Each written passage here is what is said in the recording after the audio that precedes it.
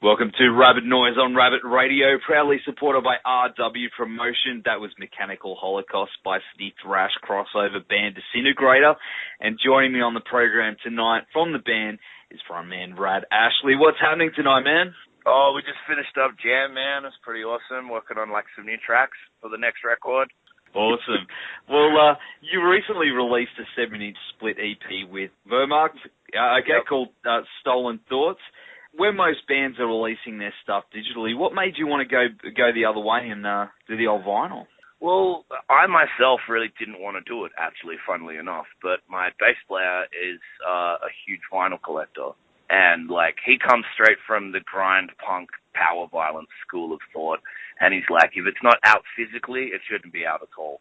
So, yeah, we went with a tape, and then we went with a record. A tape? Yeah, our first demo was a cassette. We released 75 copies, right? And the basic deal was we did 3 different color tapes. There was 100 all up, and the first 25 was a secret release because I just like fucking with people. I know people like to collect, and I know it drives people nuts because I'm a collector myself. So if I can make it harder for you to obtain something, I'm going to do it purposely just because I'm going to get a kick out of it. How many painstaking hours I've gone through just to have that other municipal waste record in green, I think it's cool. I think it gives people something to go after. So basically we released 25 copies on a black tape, and they're hand screen printed, so the Disintegrator logo actually physically disintegrates every time you use it. That is really cool. I've never heard of anyone really doing it and going to that, to that length. So are there still copies out there? No, we sold out in a fortnight. So what happened was we released we'd released 25 copies, and they cut short by about 5 seconds, so you don't get the full EP. If you buy that, we send you, it's like a pre-order for the actual tape, which is white with black screen printing. And the 25 copies sold within about 5 minutes of us opening the door for that show, which was totally awesome. And then we sent out the other 25, and then there was 50 copies, and there was 50 with the white with the black, and there were 50 with the white with red. And so we released both a red cover color and a black cover. And we put them in all our local distros, and we played 2 shows in that fortnight, and then they were gone. That is so cool. Well, Disintegrator have been together since was it 2012? How did it all come together originally? Well, it's basically it goes back to about 2007. I've been in a lot of bands before. I've done lots of different stuff. Nothing that anybody would have heard of because, it was just kind of time-wasty stuff, just shit to do. And, I got real, I don't want to say bored, but it's probably the best way. I got real bored with the local scene, and Municipal Waste had just come through, and they just on their hazardous mutation tour, and I never heard of them. I'm not going to pretend that I had at that time. I hadn't heard of them. A friend of mine had seen them and stayed up all night, and he come to my house just by chance, walked past. He's like, bro, well, you should have come to Municipal Waste last night. And I'm like, what the fuck's a Municipal Waste? And he chucks on this CD that he bought. And it changed my life. And from pretty much the day after that, I was like, I need to start a thrash band. I need to do some crossover because it's all the aspects of music that I love. It's but it's I think the crossover has a real good appeal to today's generation and also old school generation of music fans because it's so short and most of these bands are releasing EPs. And I don't know if you've been and seen local music, but bands that play for 45 minutes, even their most hardcore fan is walking away after about 20 minutes. Sometimes, man, depending, it's, especially if they play slower stuff sometimes. Yeah, and it's cool. I like to go and see music. But when I see an established band, I see DRI, they play for an hour and a half. I love the fuck out of it.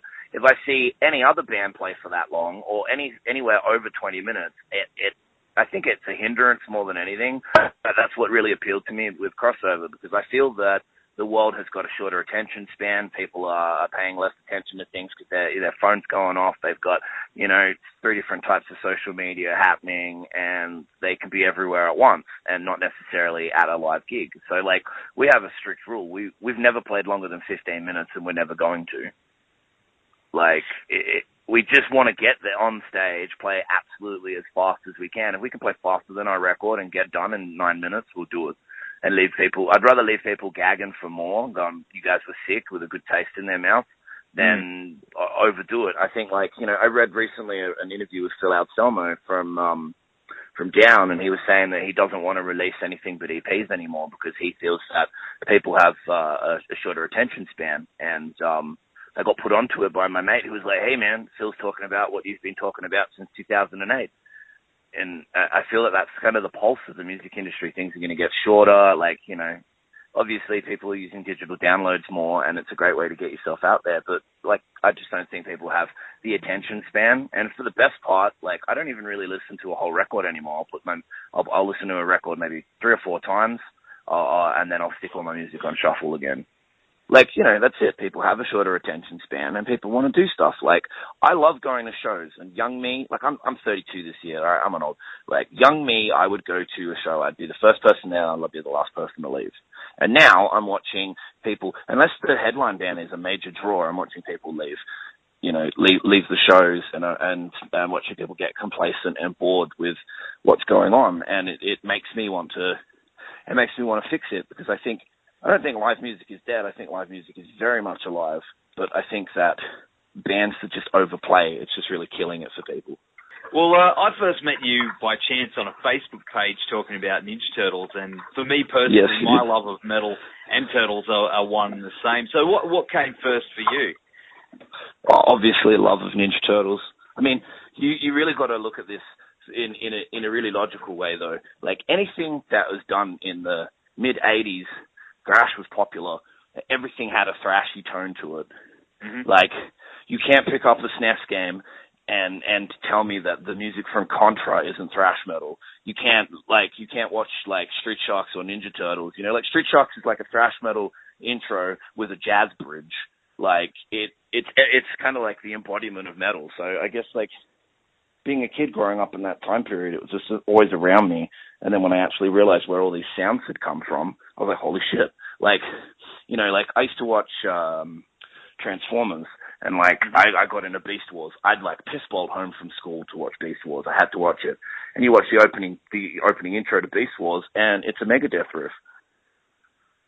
Like, I haven't noticed that. Which Megadeth riff? I honestly couldn't tell you, man. I honestly couldn't tell you. Like, I could hum it, but I couldn't tell you what the riff was. But I know it's a riff. You know what? I'm gonna go and I'm gonna check that out. I'm gonna investigate that, and we'll check it out. But it's lifted straight from a Megadeth song.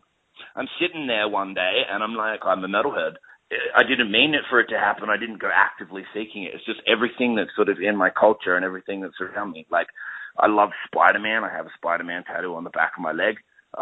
Again, I'm like 13 or 14. The animated series come out, and, you know, Spider-Man, it's like, it's like the sick riff. Mighty Morphin Power Rangers, like, the intro to that, again, it's another sick riff, you know? It's like almost Symphony X style soloing. Like, it's just so there in your face. So pretty much, to me, it's like, if it's cool, it's thrash, because they're one and the same. You're talking my language here. You know, you're right. You know, back in the day, all these theme songs were heavily influenced by you know, good riffs and thrash and metal. You don't get it so much these days, and I think that's where the kids are missing out. When can we expect to see you guys up here in the near future? Well, we came up and we did Total Attack. That was our first forte into Brisbane. I want to come back. It's just difficult for us. It's funny. We've sold a couple of 100 records, since we dropped our EP, and I'd say about 30 or 40% of these have gone to Queensland, to Brisbane. We'll play anywhere if it's booked, and it makes sense to do it. And, like, I've tried to come back several times, and it's like, we only really know hardcore bands and like crusty bands and stuff, you know? And A, they don't want to be blown off the stage by us, and B, they can't pull their dicks out enough to actually promote a show. So it's really unfortunate. Like, if anyone's listening to this and, like, you pack a house and you want a band to open up and sink piss with you and talk about mutants for the rest of the night, we'll be there. But, like, yeah, man. Like, I don't know. I've just had heaps of bad luck, which sucks because, like, I used to wrestle in Brisbane. I used to be a pro wrestler, and I used to be out there a fair bit. And I've got heaps of friends up there, and loads of people to party with and get tattooed by, but unfortunately no connections to play music. That's a shame, man. Well, I mean, there is plenty of bands, so we might have to have a bit of a chat after the interview about trying to hook you up. So, what's next for Disintegrator? You know, you've released the split. What's coming up for you guys? All right. Well, we definitely want to put a 12-inch out, but we want to do another EP. So it's probably going to be a 12-inch EP. So probably about 25 minutes worth of music. And because like getting the split out was a dream come true for us. And like to follow up on that now is pretty much the main focus of the band. We've got a gig next weekend. We're playing the Valve with Disparo and Execute. And then we've got Thrash 'Em All 2, which is like the biggest thrash show in Australia. And that's happening November 15th. And then, after that, we're just going to take time off. I know it sounds cliche, but we're going to just rest up and write this new record. We've got, I think, like 3 tracks at the moment for it. Like we've literally just started writing it. And we're just working on getting out new merch. I don't know if you heard of this dude, Nerdgore. He's like an Aussie artist. We got him to draw like a really awesome, it's kind of almost like a Krang worship mutant. It's got like a big mutant in its stomach, and it's like a mecha shooting its fist off. Kind of, it's a crazy over the top artwork. You can jump on our Instagram, Disintegrator Official, and check it out. But yeah, that's pretty much it. Like all the cliche stuff. We're working on a record. We've been talking about doing a tour from Portland down to Cali with Vermont and possibly Poison Idea, and that's pretty much it, man. Like, I know every band goes on tour and speeds up towards the end of the year, but we're doing the opposite. We're just chillaxing and getting our shit together. Well, at least it's you've got a plan in place, and it sounds like it's going to be a kick-ass time for you guys. So tell everyone out there in Radio Land how we can get a copy of the split, of course, and keep up to date with what's happening with you dudes. All right, sweet as. Basically, you can hit us up on the old Facebook. We're just Disintegrator. I think it might be even like you can hit us up. If you can't find any of our stuff and you need a hand, just email crossoversydney@gmail.com and I will get back to you ASAP. I'm always got my phone practically taped to my head. So yeah, like that's number one. And then we're on Bandcamp. You can go over to our Bandcamp. You can search all that on Google. You just type in Disintegrator Thrash Bandcamp. You'll find us. We've got like a big cartel merch site if you want to buy some stuff. We actually have some pretty awesome shirts that glow in the dark, so you should probably get in on that. I'll be in on that, man. I love the glow in the dark shirts. Yeah, man, because you're an 80s kid, man. Like, what cool toy didn't glow in the dark when we were kids, man? Like, it's all about the glow in the dark. Damn right, man. Hells yeah, man. Awesome, man. Well, we're going to go to the track Feed 'Em to the Mutants now from Stolen Thought Split. Thanks for hanging with us tonight, man, and we'll catch you soon. Stay in touch. All right, man. Thanks, Hayes, for calling, dude. It's been radical.